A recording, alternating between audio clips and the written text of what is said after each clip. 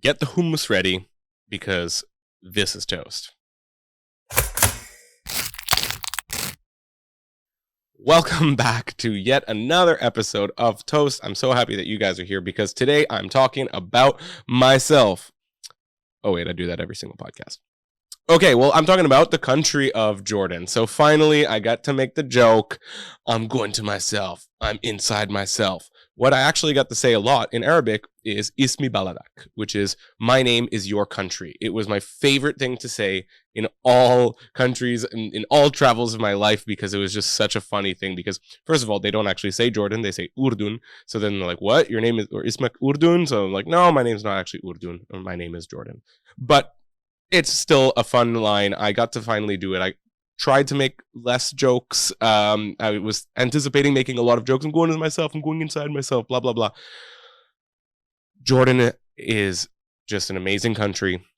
It's an amazing place. I would love to go back. A lot of things to talk about in Jordan, and I'm going to do it in two stories as my kind of habitual nature with Toast, and I'm going to do it kind of like a linear journey through Jordan. So one of the first things to know, aside from the fact that it's named Jordan, is that Jordan is kind of an expensive Middle Eastern country. All countries in that area are quite cheap, aside from like Israel, and Jordan's not so expensive, but they have this currency called the dinar, which is actually higher than a euro. It's about as much as a 1 British pound sterling. So it's kind of weird when you see something, like they're like one of this thing. And like, how much does this cost? Like one or like two.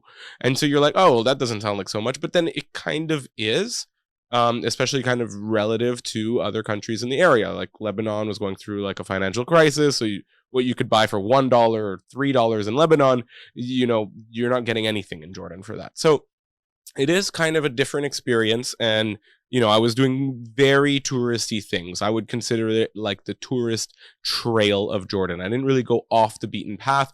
I went to the places that you're supposed to go to and maybe one extra. And we're going to get to that one in the next episode. So without further ado, let's jump right into it. I got to Jordan by ferry from a place called Nuweiba, very close to Dahab, which I was talking about last episode. Dahab, of course, I loved. I didn't really talk about it so much. Actually, I did. But I was so happy that I was able to, couch surf or host couch surfers and really give them that ability. So I was thinking in Jordan, I might do some couch surfing because, I gave so much. I gave like 3 months worth of couch surfing. I always had my spare bedroom full. And so I was like, maybe I'll be able to couch surf. Finally, I didn't. What happens is, you get off this boat and they rejected my fake PCR test, by the way. So I had to stay in Nuweiba. Oh, so horrible, by the beach, an extra day in Egypt. Enough about Egypt. They rejected my fake PCR test. I stayed an extra day in Nuweiba. I did a real PCR test. They make you do another PCR test on the boat. So yes, traveling with COVID was really tedious, annoying, and kind of expensive because you need to pay for all of these tests. They're not free. So essentially, I get off the boat in Aqaba, I take a taxi directly to Wadi Rum, and already I'm like above kind of like my daily budget because of that taxi. And then in Wadi Rum, so for those of you who don't know what Wadi Rum is, picture some like Star Wars movie or Dune. If you've seen the new Dune movie, those things are filmed in Jordan. Not all of them, but Dune, a lot of scenes are shot in Jordan. Wadi Rum is this amazing, the ground is all sand, but it's basically kind of like rocky, cliffy, multicolored mountains, desert colors, like red, but like also lots of like oranges and whites, and there's really like layers and things like that. Like I wish I could really describe it because Wadi Rum is absolutely spectacular. Absolutely spectacular. So I get there. And I'm following like this kind of recommendation. I got a really good price because a friend of mine had been like a month earlier, a friend who was in Dahab, a hiker, etc. And so she got me a really good deal because I went through her contact. And this is really where you start noticing, or I started noticing, tourism died in COVID. In Dahab, you didn't feel it. There were so many expats, but they were living there. There weren't so many backpackers or tourists. And Wadi Rum is like the type of place that really survives off of tourism because it's quite expensive. You're paying for these private rooms. They're very fancy. Some of them are domes, and you have like the most beautiful night sky. So what happens is I get to Wadi Rum, I get to, you need to take this 4x4 like, that can drive on these desert roads to bring you to your hotel. And I had like kind of like a safari set up the next day. But that night, I'm alone in the hotel and I'm like kind of eating. They're giving me like free food. They had just cooked like a lamb. And I know I said I was vegetarian and now I'm talking about eating meat again. But like there's this lamb that they killed themselves and they cooked it inside the same thing that I was talking about in the Siwa episode. If you watched it, they cook it inside the earth. So I was like, okay, like I took a bite, so fuck my digestive system. And essentially, I'm kind of just like chilling. I'm speaking a little bit of Arabic, and immediately I recognize the fact, and I recognize this in a taxi, I don't understand Jordanian Arabic. And this was a huge shock. This was a huge pain to myself as somebody who spent maybe 8 months prior to my trip to Egypt and 4 months in Egypt speaking and practicing and taking lessons, paying for, this ability to speak this language. And I knew Egyptian Arabic was the one that everyone understood. This is like kind of the best one to learn in theory. It's better than modern standard Arabic, which is the one that's written. But nobody speaks it because it's not a spoken language. It's kind of like Latin, for example. So I get to Jordan and I'm trying to speak to this cab driver, something that I could do quite, comfortably, not without, difficulties, but still comfortably in Egypt. And I couldn't do any of this in Jordan. He could understand me, but I could not understand him. And it completely leveled me. It shot me down. It made me really demoralized in the world and the suffering, the positive suffering that I called the learning process of a language, because really I couldn't reap the rewards. It was like a one-way street, one-way conversation that I was having, and it was really painful. Anyways, I get to Wadi Rum, I'm speaking to these people, and next thing I know that, there's nobody there. There's literally just the people who work there and their friends. And I felt quite lonely. And I was like, oh, this is going to be interesting. Tomorrow I'm going to be alone in this, car driving through one of the most beautiful desert landscapes of the world. Literally film locations for some of my favorite movies. And Dune is a very good book as well. It's just like, I want to enjoy it with somebody. And then this couple walks in, and it was a gay couple. It was these two guys and very cool people, and we start chilling, and then we're like, hey, let's go climb this cliff a little bit. And so we put like I think I had my headlamp, or we used our phones, and it was just such a nice experience. In the middle of the night, we go up there, and then I say, hey guys, my phone can take pictures of stars. I just need to be able to like lock it down in one place, and then it kind of has this stellar mode where it takes like a 4-minute exposure, and it actually takes really good pictures, better than we can actually see, which is always what you want, when you're looking at these like pictures of stars, by the way, that professional photographers are taking. Guess what? That's not what they're seeing. The camera picks up more than you can see, but still, it was one of the nicest skies I've ever seen. It was a clear day. There was no moon. It was just spectacular. So we took stellar photos together, yeah, pun, and it was really nice experience. These two guys ended up becoming my friends, but ends up that they were on a different tour.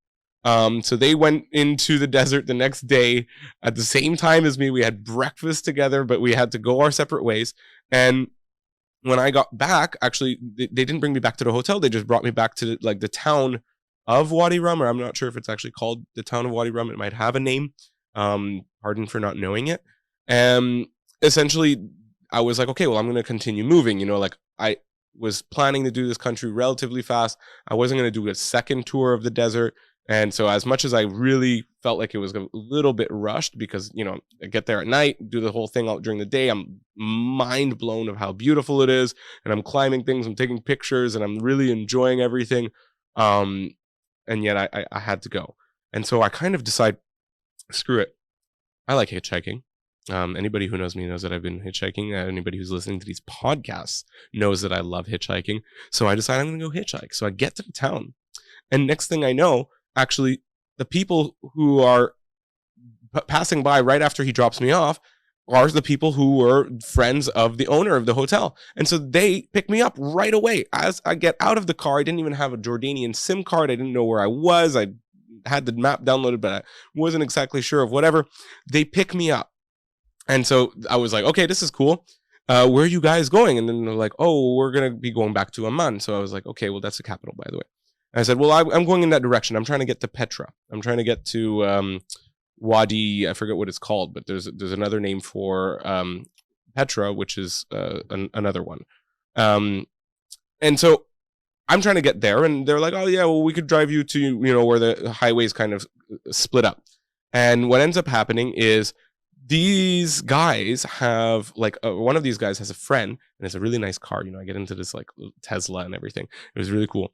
And they have a friend who just opened a paintball place. And so they literally have, like military vehicles and walls and things set up and like target practice and all of these like dummies with like military uniforms and all of this stuff. And it was really cool. They just, give me paintballs and give me this. And they're like, you could do what you want. So I'm like shooting around. I'm painting the whole fucking place.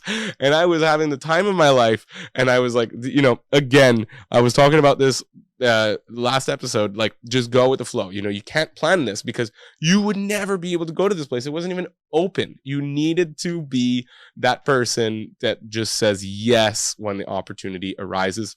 And there I was, just to say yes. I didn't need to do anything. I just had to go there and shoot the paintballs. And so we drink tea as you do. And then it was, again, I don't understand any of the Jordanian Arabic. I'm feeling completely shut out of the conversation. And so we're kind of like hitting the road, and I was like, hey guys, is it okay if like you bring me to Aqaba? I think that my friends are in Aqaba right now. Those two guys that I was talking about that I met in Wadi Rum, they were supposed to go to Aqaba. And so we go to Aqaba, and I get them to hotspot me, and I send a message, and sure enough, I get into the car with them. And so I was like, okay, this is awesome. Their names Hannah and Sammy. And so I end up like meeting up, and we're driving, and I'm like, hey guys, can you drive me to Petra? And they're like, yeah, sure. It's like on the way. It's a little bit like out of the way because you need to take a different highway or whatever, but it's pretty much on the way. And so we're driving, and we're having the jams, we're chilling, everything is awesome, we're having a real connection. And I was like, this is the best day of hitchhiking ever. Actually, I didn't even need to hitchhike. The only hitchhiking I've done is with people I already knew. And so, even when I got to Aqaba, we had like a lunch that they were already sitting down. We have a beer, we eat some food, and then we go. And like one of the coolest things about this was as we're on the road, at some point, Hannah gets a little bit tired, and I was like, well, if you want, I could drive. And this is a first in my life. You're kind of like, you're hitchhiking and the person gives you the car. And so I was like, this is awesome. And at this point we're on like the side highway, so it's not even just like a straight like desert road. We're kind of getting into the hills, and so you're kind of going up these valleys, looking down into these valleys, which kind of like if you've seen pictures of Petra, it's kind of like a crevice, it's kind of like a canyon. And the idea is, that whole area is like that. It's not just Petra. Petra is the city, the ancient city that was built inside one of these, and is more of like an opening area, but still everywhere around it is all of these little kind of crevices. And so we're kind of going up, and the desert starts changing. You start getting a little bit of these bushes and things like this, and I'm having a great old time. I feel like I'm in like Italy because of these like hills, up, down, left, and whatever. It was just really smooth driving, and I felt so at home and so grateful that they let me drive. And finally we get to Petra. At some point we get a big hug. I mean, Hannah even gives me a speaker, which I then later on in my travels, like I love paying it forward. If I can give something to somebody who needs it, I'm so happy to do it. I do that with tents. Every year I get a new tent. Every year I give that tent to somebody at the end of my trip, because I want to help travelers travel. I want to help tourists travel, push their comfort zones. This, you've heard it, you've been listening to me, you're listening to me now. So Hannah gives me this speaker. They give me all kinds of like nuts, like cashews and almonds and everything. And I was like, man, I love these guys so much. I can't wait to meet them in Amman, which, sure enough, I did end up doing once I got there. So let's talk about Petra. I mean, I get to Petra, and I'm expecting this to be like, all right, Wadi Rum was maybe dead, but because you're also kind of really spread out, right? You're talking about like this huge it's a desert, right?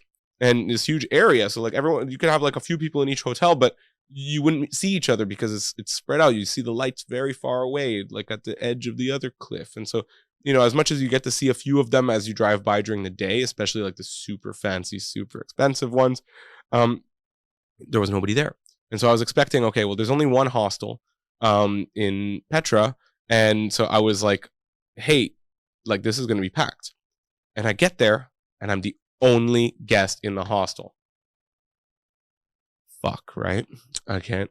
I'm going to do Petra alone. I'm going to do this whole thing alone. But I'm like, it's okay. It opens at 6:00. I'll get up nice and early and I'll be able to go to Petra, at 6 a.m. and just really enjoy my day there and go at my pace because I know it's a huge city and I'm going to do it in one day. And that's my plan. And so, in the hostel, like there was the owner of the hostel, young guy. We drink a couple beers, I think. Oh, no, there was no beer. It's true. We smoked some weed. We chill, we talk. He's talking about how, it used to be the most packed hostel. Now it's empty. And, this is a good sign for somebody who wants to go to a very touristy place like Petra, because, you need to think, when you go to Petra or when you see pictures of Petra, I'm sure you've seen pictures of Petra or the treasury of Petra, at least. There's usually people in there, right? Or, if you have the camel, maybe you can edit. So you can use the camel to block some people. And I got the picture with the camel. But there's a lot of people that go to Petra. There's something like thousands and thousands that go per day. And even with the dead tourism, there are still, I think, like thousands of people who go, but just a lot less. And so you get to Petra and there's nobody there. I have the treasury to myself. There's like me and this Algerian French girl. And so we're kind of just talking, chilling, and we're like, oh, maybe we're going to walk with each other a little bit. And I'm like, yeah, we went up to like one viewpoint together, different viewpoint, kind of famous picture that a lot of people take. And then I said, guys, we ended up meeting this other guy. I need to run because I really want to see as much of the city as possible. And I'm going to go fast because I don't have my full backpack. I just have the day bag. It's full of water and nuts. And so I was like, let's go. Let's do this. And I start running through every trail. I have the map of Petra on maps.me. By the way, if you don't use maps.me and you're traveling, please use maps.me. It's the best map app. It has trails and everything. And you download it. It's offline. It's good. So I start running around Petra, enjoying the tomb of the soldier. I really found the treasury was completely overrated. I think getting to the treasury, I forget what it was called. I think it was called the Sikh or something like that. It was a hard letter to pronounce, the Sikh, something like that, which is like this canyon entrance to Petra, which opens up to the treasury. That's like where the treasury is. It's the first thing you see as you enter, the old city of Petra. But that whole area, like you could tell that it was carved by water. And this is like the ultimate foreplay for my favorite place in Jordan, which is going to be next episode. So stay tuned. It was absolutely incredible. It was so beautiful. I just wanted to stay there. And I was just so grateful because I was like, well, when I leave, I need to walk through it again. So I took some pictures. I, did it quick because at 6 a.m, I wanted to see as many places as I could with as few people as possible. But what ends up happening is, it hits like 39 degrees. I did the great thing, which is go to the desert in June, right? Don't do that. Don't do that, guys. Don't do that. Trust me. It's about as bad as jumping into a salt pool in Siwa or something. So what ends up happening is I'm walking around in 39 degrees. I'm sweating my entire life away. I'm buying water as overpriced as they sell it. And, I'm walking and I'm seeing all the sites and really like the rock formations that they have, that they're carving, these like chapels and these tombs and there's a Byzantine church and there's an old castle and then there's like a monastery. All of these things are all kind of spread out on like different hikes. They're like, oh, it's going to take you an hour from here to get there. And obviously I'm a fast hiker, so I do it in like half an hour, but I'm still sweating my life away and I'm chugging water and I'm just trying to slow down and enjoy the moment of when I'm there. Because often the walks, you're going to do them twice so you can get to kind of enjoy it halfway, kind of both ways. And so you don't need to stop and fully slow down and do it as I might if I was going like a through trail for like a longer hike or something. So Petra was just like absolutely stunning. I mean, you don't even realize how big it is because everyone just posts pictures of the treasury. And I'm guilty of that too. I had my Bedouin shawl on to kind of keep my head cooler. And, I was, looking at my pictures, and obviously that was just like the nicest picture.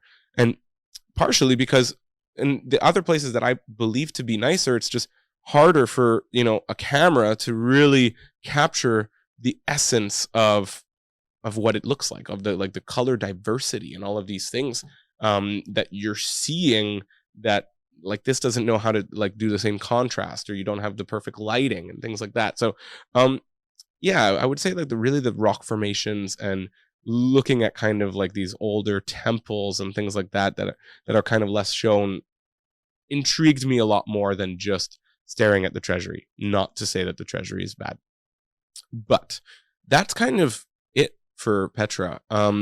What I really wanted to say that I really liked about Petra is that it seemed like a lot of people were respecting it.